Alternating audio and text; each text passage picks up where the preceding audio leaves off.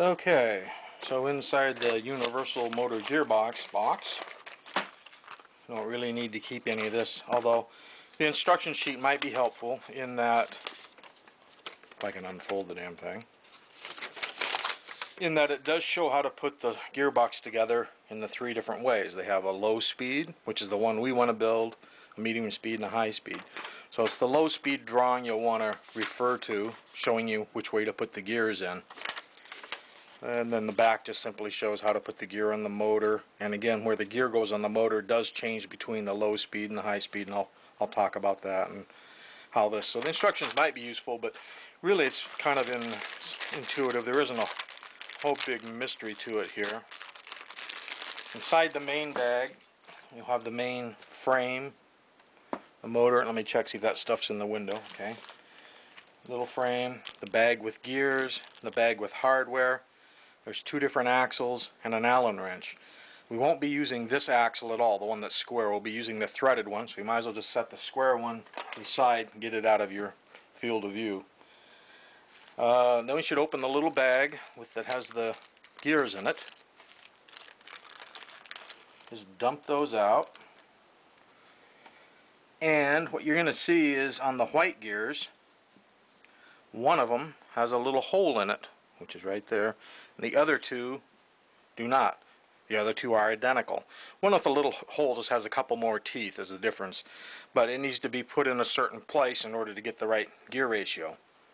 So then we'll take one of these little shafts and start it through the hole, grab that one gear that has the hole in it, the flat side back like this. I'm assuming that's going to show up. Then grab one of the other two white gears. It doesn't matter which one since they're both the same, and it goes on the same shaft. I'm trying to do this at a weird angle so that light shines on it and the camera is aiming at it. So it goes through there. It'll meet up with a little hole in the front, and they should spin free. So now we grab the next shaft and start it. Grab the last white gear and fit it in. There's no spacer there yet, but now there's this little aluminum spacer which needs to go on the shaft before you push the pin on all the way. In order to do that, you're going to need some needle nose or tweezers or something in order to hold that little teeny piece. And just puts it in just like that. Now, what keeps this whole assembly from falling apart, in other words, if these move back at all, those gears are just going to fall off the shaft, is when the motor's popped in place, the front of the motor hits against those, then it can't fall apart. So the next thing we need to do is to prep the motor. And here's the little white gear. And basically the little white gear needs to be pushed all the way back. You want just a little teeny, see some light between it and the motor so that you know it isn't binding, but you want it back as far on the shaft as you can get it. And you can start just by pushing on a tabletop or something to get it started, but eventually you're going to need something, and I'll just use these needle nose to give you a V to push on like that, and that gets it all the way back. And then normally I back them back out just a little so I know it isn't rubbing on the motor. You can use a little screwdriver or a knife or whatever you have laying around. A little bit more wouldn't hurt. There we go. Now, this motor's going to snap in. It's got these grooves on the sides, and the box has two little dots. So when you push the motor under its hole and snap it down, it snaps in. Well, that's really great if you were just going to keep this robot at home. But if there's any chance that it's ever going to be shipped anywhere, this motor could pop out of that housing. And if it pops out, then the robot's not going to work. So what you want to do, and everything that I use on this robot's pretty much going to be goop glue. There's reasons for it. But just put a little bit of goop right on the bottom side, opposite of the electronic terminals, right near the back. Put a little dot of goop on there. Fish the motor into its hole in the front, and then just pop it down, mop up any goop that may squirt out.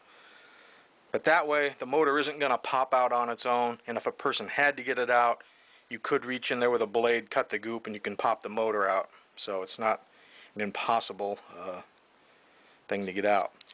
Now this all feels really tight, which isn't good. It should feel looser. So you'll take a screwdriver. Let's see if I got something laying around here. And this metal plate that we first push through and that the motor pushes against, let's bend it back a little bit. There we go. Now all of a sudden the gears are all nice and free. That's going to make a big difference in how well that robot runs. If the motor is fighting turning this very first gear because it's binding up real tight, you're going to lose all your power before you even get to, trying to operate the robot. But you'll be able to feel it. I mean, you can see there now there's some end slop. That's good. Everything is nice and loose. Now let's open this little bag that has all the hardware in it.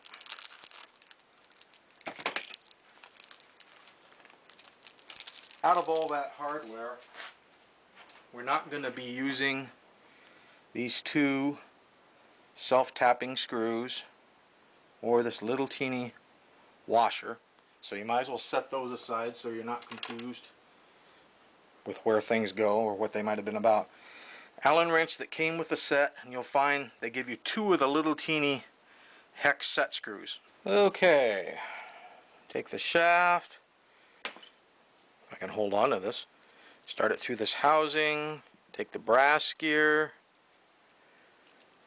Put it on there. If we happen to put the brass gear in the wrong way, we'll know in a second because it won't mate up with this worm gear on the gearbox, right? Right. And put that on there. This is a short screw that comes with it.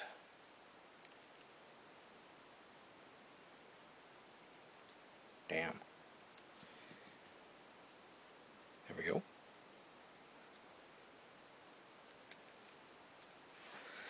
Trying to figure out how to hold this stuff so that light shines on it and the camera can see it when I can't be looking through the camera, and it's putting me in some weird positions. The longer screw goes over here.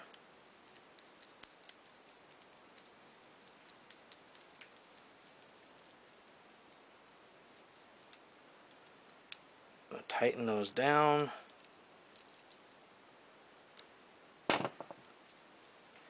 We might as well snug that set screw up a little so we're not losing anything. Don't need to tighten it down much because we're going to have to move it again later. I've already spun one nut on this end of the threaded shaft, but before I put the nut on the other side, I need to take the 16-tooth sprocket gear, slide it on there. It'll fit on real loose. Drop it on with the long end facing out. Then put on the little nut, and we're going to tighten the heck out of those two nuts. It's easiest just to turn them against each other. And once it's tight, you'll know it's tight. You don't need to break anything, but you don't want those being able to work loose, otherwise your robot's going to have some serious problems.